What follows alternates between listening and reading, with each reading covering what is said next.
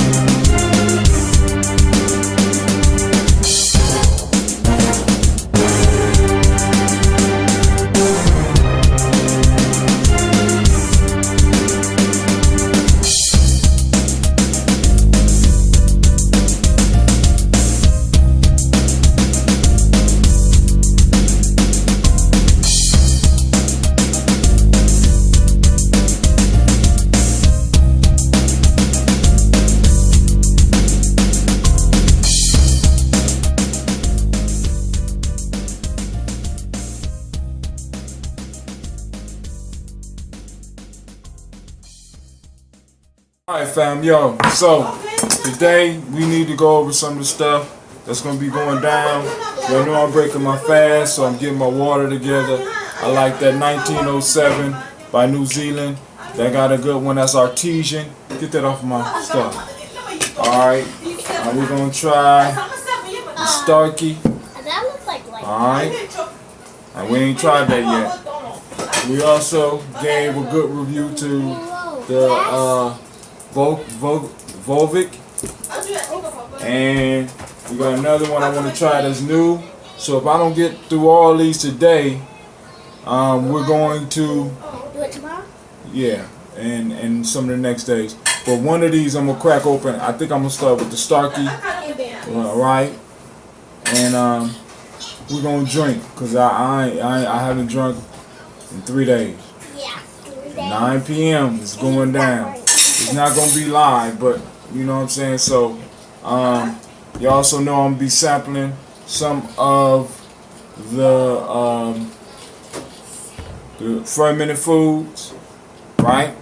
But also I'm going to show you what some of the stuff that it taught me. So, alright, so I've been doing research like crazy. And let me just share some of the stuff that I've been reading. So, we got the everything guide to gut health. Now, what this verified for me is that every group has a distinct microbiome, which means that it's very possible that when people are not able to work together, when people are disagreeing, there's something going on in the microbiome that helps separate them. Right? Now, the microbiome is very important. We know this from our research. We know different groups of people have different microbiomes, and they need to eat culturally appropriate food so that they can see eye to eye. Boom. Alright. Natural Born Heroes. This is the book that introduced the microbiome to me, as well as introduced the whole idea of fascia to me. We need to do some more research on this stuff, so I went out and got this book. We're going to do some reading on that. Can you look over there and give me that African folktale book, please? Alright. Boom. The vow, Why? you hold it right there, yeah. The vow powered life. All right, family. Let me read a quote from this.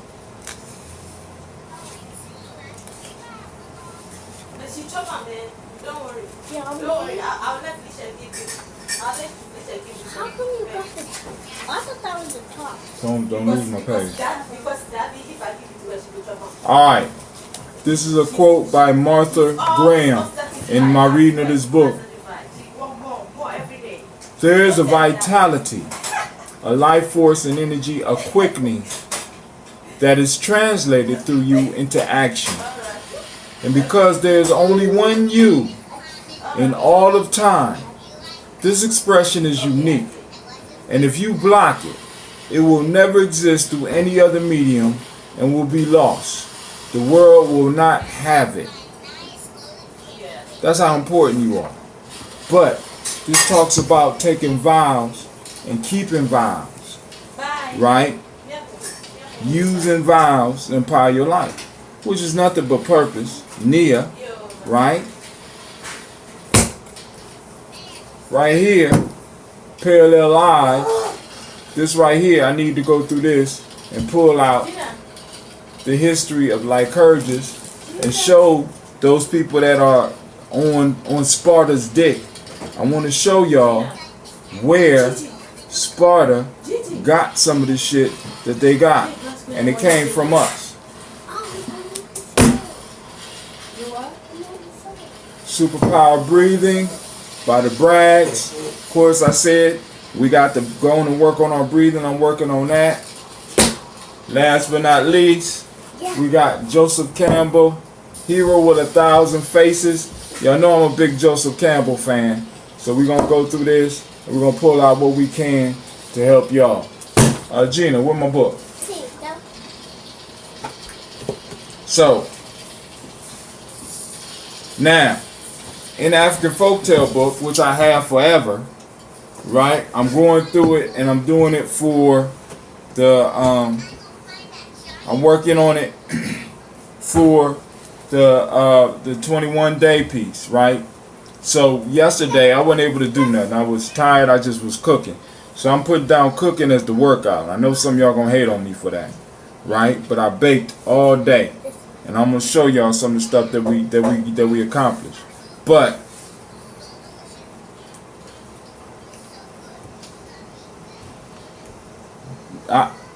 I ran into this in my folktale studies. This chapter brings together two types of short narratives that appear to be diametrically opposed. The first 18 are dilemma tales, tales without an end. The rest are profound moral example, stories that explicate a lesson or answer a central question. The two types are discussed in different contexts. The latter in those situations in which a purportedly wiser person speaks to those less knowledgeable in the ways of the world. The former among cohorts or equal experience and power. Because dilemma or enigma tales are, as I have argued, both characteristically black African and typically and atypically of the stories usually found in tale collection, it seems useful to briefly describe the situation in which these stories arise. So, first let's go back. Because dilemma or enigma tales are, as I have argued, both characteristically black African and atypical. So, there's a unique story style that we have as black folks, as Africans, right? Virtue, in the context of African storytelling, resides both in the ability to argue eloquently and in the ability to demonstrate a command of tradition. In arguments over the problem set by the stories, it cannot be stressed too strongly that it is the flow of the discussion that counts, not the finding of the solution. Through argument, the customary practice of the community are rehearsed and celebrated. When the Capella of Sierra Leone, for instance, gathered together to tell tales like this, the arguments that follow the story is pursued by extended analogies with everyday activities. Each person tries to put his interpretation of the situation in the best possible light. There is no argument over the fact of the case, but over the interpretation. Decision making becomes something of a corporate process. Finally, the discussion comes to a halt not because of a definitive response is given by someone, but rather because an influential town elder expresses the concerns of the group, to which everybody assents because of his eloquent summation. Now, the ability to speak has always been very important in our community, and being able to pay attention to the ways of the people or the ways of the culture, right? We argue not to come to solutions, but we argue to argue. We argue not to come to a definite point. We argue to argue. Now, could this quirk in our culture be one of the problems with us trying to follow Western formats, right? Because in the Western frame of thought, you only have discussions, you only have arguments to come to an end. In the African context, we're not arguing to come to an end, right? Now, also, what you see playing a major factor in there is the importance of elders. It's the importance of elders, right?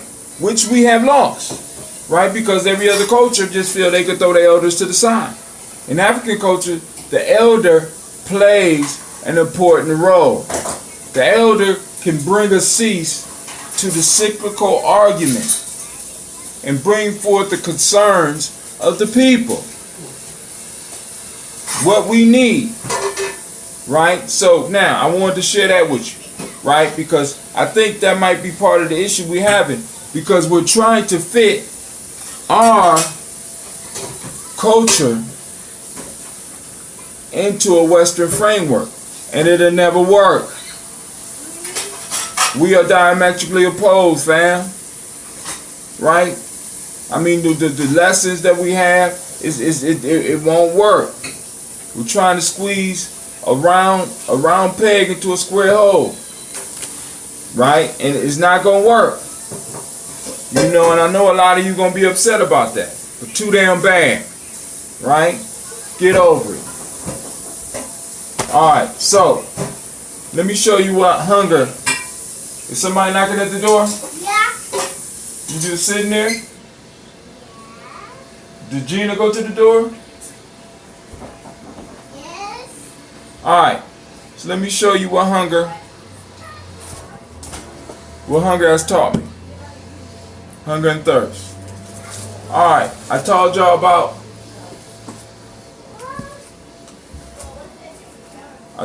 about the bacon, and here is the sweet loaf that will be put in the oven at about 7 o'clock.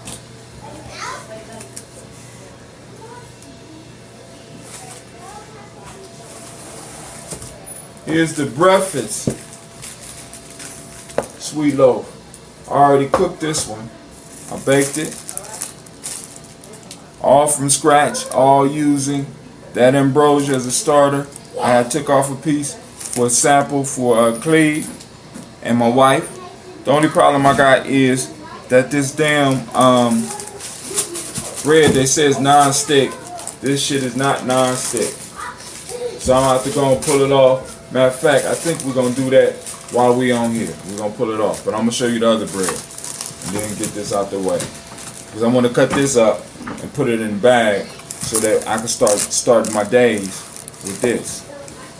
So I can report to y'all the energy level that I have throughout the day. So rather than give me a candy bar, I can pull out this.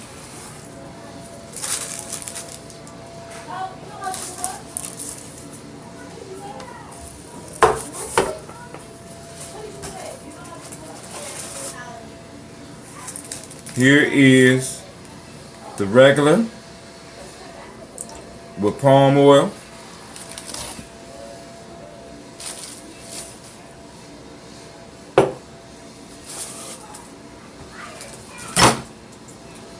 Here's the cheese. What is Cleve? Cleve, what is it? And here's a pizza-like. Here's a pizza-like concoction that I came up with last night. All these were baked using dough made from the yeast of that ambrosia, and it's a live yeast combination, and it won't rot like the other ones. You know what I'm saying? Eventually it will, but this is a hard dough. All right, more healthy for you than regular bread. Like I told you, the goal of Gye-Nyame is to end. To end all gut-related diseases. Right? Hold on. All right, so they lied to me about this wrap. So I'm gonna take it off and cut it up so that I can have some of these to munch on during the day. You know, because during the first couple of days of the fast, maybe the first couple of weeks, I'm not gonna be able to eat like I usually would. I'm gonna be drinking a lot more, doing a lot more juicing. But I will be have everything back in shape within maybe 21 days. So I'll be back on the 21-day piece, not the 21-day fast, but I'll be back on the Goose Saba challenge, because now there's another habit that I have to conquer as well. So as you see, this wrap is not coming off quite the way they said it would, even though I oiled it. Okay. So I'm gonna have to cut this off. Hey guys, that looks like cake. It is a cake. You wanna try it? Yeah.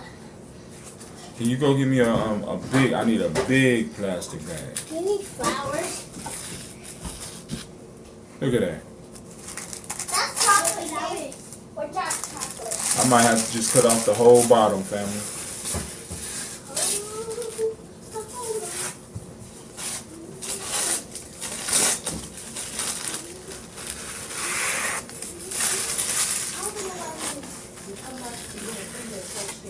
No.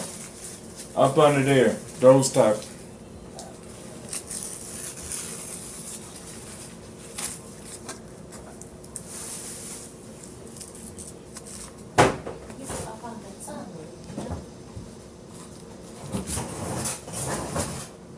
The giant sandwich bag, like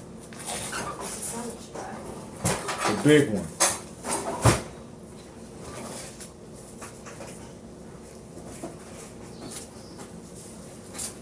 Now this bread, I forgot to I forgot to put the cocoa in here. So I gotta say that for the next time.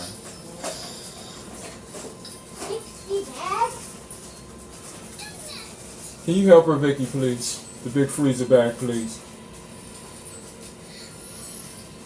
Yeah, I think I see that. This? Yes.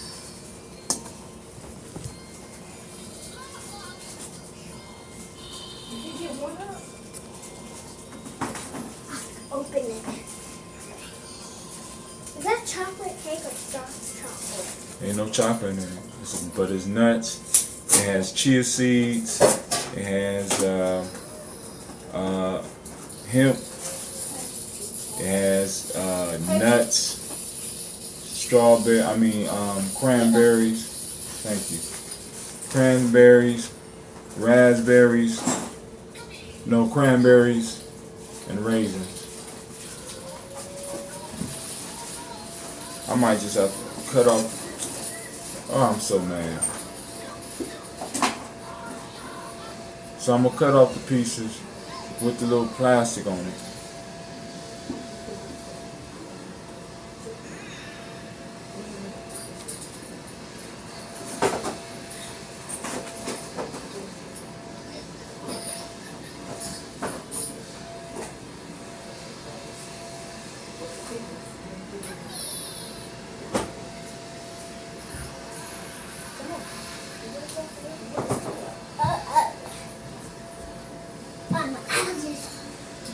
A piece of cake. Alright, I'll get it for you, baby. Should decorate the So, I have to go and peel this off. My daughter said she want a piece. Something. I'm going to have to hook her up. But I want to make sure that when I'm giving out samples, people don't get none of this. So let's just do this. This is the juice. This one. So if anybody out there that bakes, you got any ideas for me that what I could do to keep this from happening again? So this is a lot of cake that I got to go and kind of get rid of.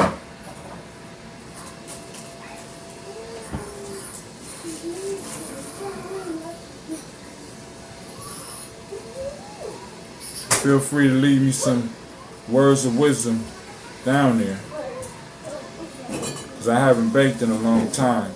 I mean, like I got into baking at one period in time after, well, yeah, I mean, Cleve this time. But prior to this, I had a brother that died, and it was right at the bottom of, you know, the housing crisis, and I was going through my bankruptcy, and I was in my last house, and I really got into baking. Started baking my own bread, stuff, and you know, it was cool. And then I got some wild kids. Next thing you know, I'm back focused on the world. I got less focused on doing this. So now I'm back in this because my son Cleveland looked at me one day and said, I want to learn how to make bread. I said, hell, I know how to make bread. We need some yeast. Then I thought about it. I said, no, we don't need no yeast. I got a house full of yeast. You know what I'm saying? What the hell? Why would I go somewhere else and get yeast You already have one. when I got yeast? That's the whole bottom line of the system of ambrosia, right? So, let me move this so that y'all can see.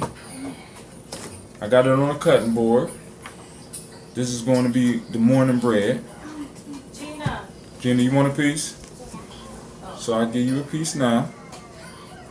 You can let the people know how it is. You know, my kids don't have filters all the way. Gina getting a little bit better. Sasha don't have a filter. That's why Sasha don't have a show. What else like? Go ahead. So the goal of this is to help, because I like chocolate bars, and I wanted the way to kind of combat that. How is it, Gina? Good. Do you taste any peanuts or I'll say some how about cranberries? Mm-hmm. You got any raisins? Yeah. Okay.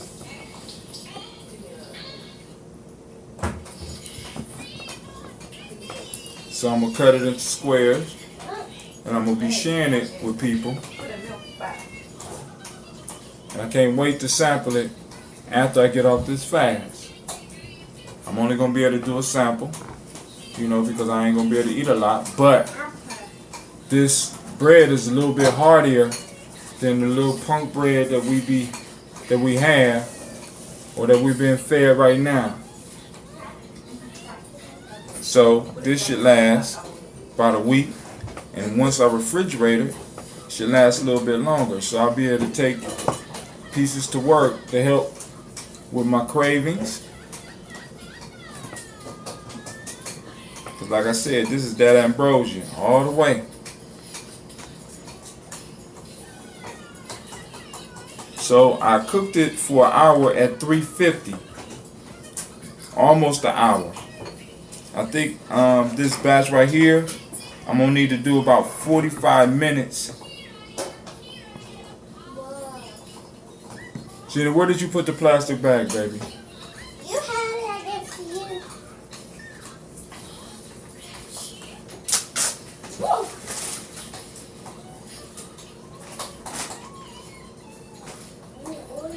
Just that honey loaf.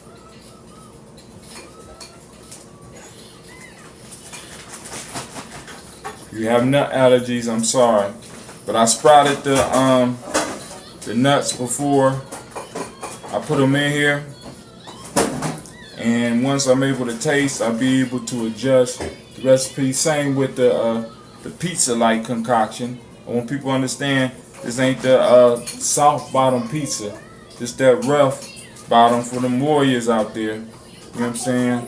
So if you order that or whatever, you want that, you want some.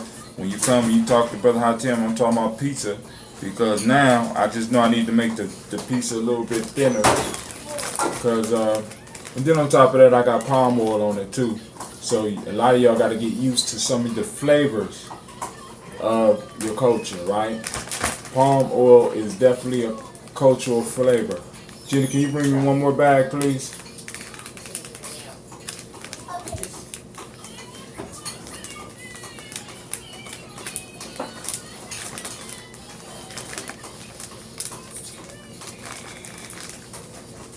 Sasha, Huh? you want a piece of this bread? Okay. No. You gonna try it? I see pistachio on that one. She don't have focus. No, she don't like it. Nah. More for me. More for me. You want another piece? Yeah, that one that's pistachio right there.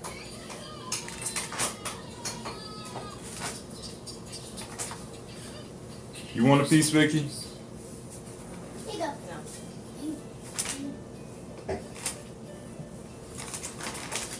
So once I'm able to taste, I'll be able to freak it. And I got the sourdough already fed it. Don't have to feed it again until next week, and then we'll start brewing some more. So I'm gonna start cleaning up. I want to thank you for tuning in, fam. And with that, say I like peace. the other piece, but I don't like the pistachio. You don't like pistachio? All right. Thank you for watching the video. I want you to subscribe. Click the bird right there, the fiery bird. And I also have a special video just for you, right there. And for those that want more information about Gye-Nyame Journey, go to our site. It should be right about there.